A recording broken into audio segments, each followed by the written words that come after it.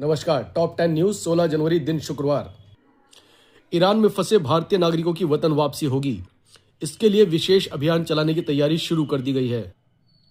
भारत ने इजरायल में रह रहे भारतीयों के लिए भी एडवाइजरी जारी की। सुप्रीम कोर्ट ने कहा कि आईपैक के खिलाफ छापे में बंगाल सरकार का दखल बेहद गंभीर मामला। ईडी के सवाल अनसुलझे छोड़े तो अराजकता बढ़ेगी। दिल्ली में बुजुर्ग कारोबारी को डिजिटल अरेस्ट कर 7 करोड़ ठगे, दूसरे फोन से पैसे ट्रांसफर कराते रहे। केंद्रीय कर्मियों को उनके वेतन खाते में 5 करोड़ का बीमा दिया जाएगा। जेपी इंफ्राटेक का अधिग्रहण करने वाली कंपनी पर केस, ईडी की शिकायत पर केस दर्ज किया गया। धोखाधड़ी, साजिश और विश्वासघात का आरोप। कंटेनर से विमान का इंजन क्षतिग्रस्त, 250 यात्री बचे। दवाइयों की कीमतों में 6 माह के भीतर तीसरी बार वृद्धि की गई। इसमें ब्लड प्रेशर, त्वचा, यूरिन, गैस, पेट की बीमारी के लिए सिरप शामिल हैं। रोजमर्रा में इस्तेमाल होने वाली दवाइयों की कीमतों में 10 से 32 रुपए तक का इजाफा हुआ है।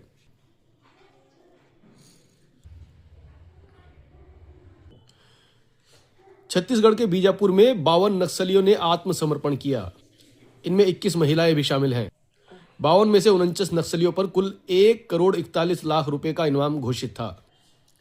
भारतीय खेल प्राधिकरण के छात्रावास में 2 प्रशिक्षु एथलीट गुरुवार को एक कमरे में मृत पाई गई। अप्राकृतिक मृत्यु का मामला दर्ज किया गया। उन्नाव दुष्कर्म पीड़िता ने गुरुवार को दिल्ली हाईकोर्ट में याचिका दायर कर पूर्व विधायक कुलदीप सिंह सेंगर के खिलाफ और सबूत पेश करने की गुहार लगाई है। हालांकि सेंगर को इस मामले में दोषी ठहराया जा चुका है। वह उम्र कैद की सजा काट रहा है।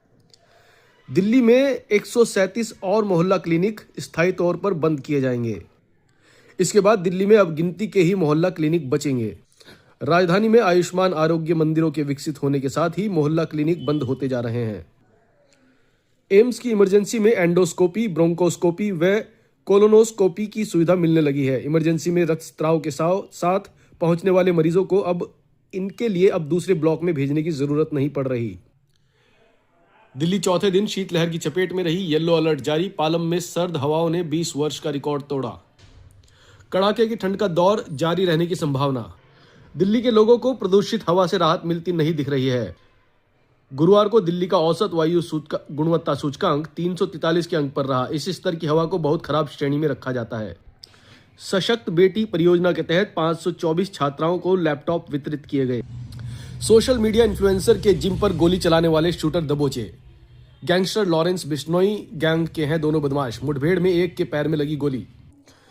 ग्रीनलैंड पर रूस चीन के कब्जे की तैयारियों के दावे के बीच गुरुवार को यूरोपीय देशों ने इस देश में अपनी सेना भेजी। अमेरिकी युद्धपोत अब्राहम लिंकन ईरान की ओर